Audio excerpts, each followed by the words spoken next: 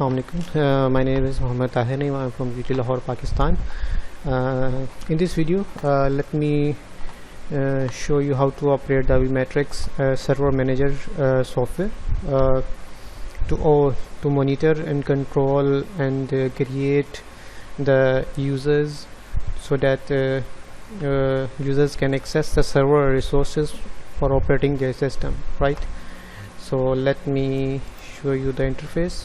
This is the interface. Let me again, this after installation you will see this icon. Okay, so this is the vMatrix server manager. So you can see the user interface of the vMatrix server manager application. So let me show you. You can see in user management you can see the total number of users in your screen, right? User 1, user 2, user 3 until the user number 50. All right, so we can see these users in different views, like this is another view in which you can see the whole description, like client name, client model, IP address assigned to user 1 till user 50, and login time, the latest login time the users has been logged in. Similarly, we can view the main screen view, right? You can see that what is user 1 is doing at his system, at his vCloud interface, VDI. User 1, user 2, you can easily open any user, right? You can see the user what is doing, and you can see the some user information as well.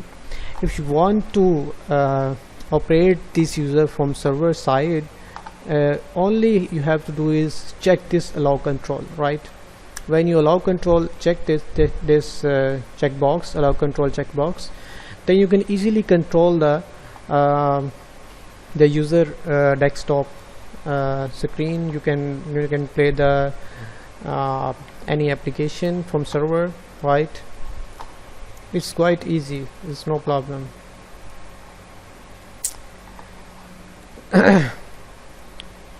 Right, this is a monitor screen. You can view what any user is doing currently. If you want to remove the allow control option, you can only uncheck this button, allow control checkbox. It will be then not in your control. And again, let me go to the main screen. This view or this view, whatever is convenient, suitable for you. Similarly, we have you can see there is different checkboxes. All users, only online users. If you want to see the online users, the offline users only you want to see. There is no offline. All users are online, right? Similarly, there is an option of disconnected users. All users are connected right now, so this is a option.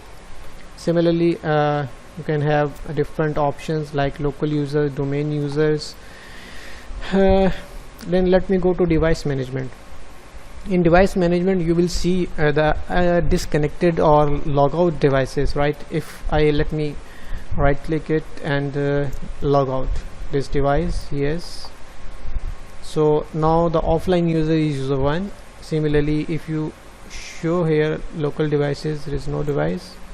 Let me, yes, so the user 1, you can see the user 1 is now disconnected and it is not connected to the server. He cannot operate his system because it is not login.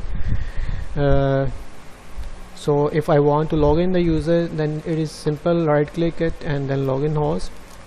Yes, the user 1 will be again in the login option. It is online, right? All users are online right now. Then there is a third option, the configuration. There are different configurations that you can set according to your environment and according to your requirement, but these are all set by the installment manager, the person who is installed this vMatrix, he will do all the setting requirements according to the suitability. Then there is fourth option, that is tools. It is quite interesting that we have a broadcast mode that we can use. When we set the broadcast modes and start it, okay, the user will not be able to use their PCs, but actually all the user will see the screen of my desktop that I currently am running, right? It's all in my control. Whatever I will do in my screen right here, the user will see this. All right, every user will see this screen. Whatever I will do, the user will be able to look at the operations or applications or coding, whatever I am going to teach them, and they will be able to see in front of their screen, right? So if I want to stop the broadcasting mode, I will press this button and it will be stopped, right? So these are all the options that I can adopt. For example, I want to currently we have online 50 users. If I want to create a new user, there is an option new user. It's quite simple. We have to put username, its full name, description, password, confirm password, and different you can say the rights that you want to allow the user must change password at next log on. It's up to you if you want to set. Otherwise we can log in from here, or user can log in manually. User cannot change the password. Again, it is simple that if you want that user cannot log in, change the password, then we can set this as check this checkbox. Similarly, account is power user is more rights than simple user. You can set this checkbox as check if you want to allow the new user, whatever the username you can set. For example, user 51, right? 51 as full name is for example Muhammad Tahir name, and the description as a student you can write. Similarly, you can set the password 123 123. Then account is disabled, account is power user, whatever you want to change set, you can easily create this user, right? And there is some advanced options. You can read these options, you can set this option. It's quite convenient. All right, so these are I think this is all the settings you can set. If you want to search any user, it is simple. You set user number for example 19. Number 19 will in front of you. You want to monitor the operations being done by the user 19.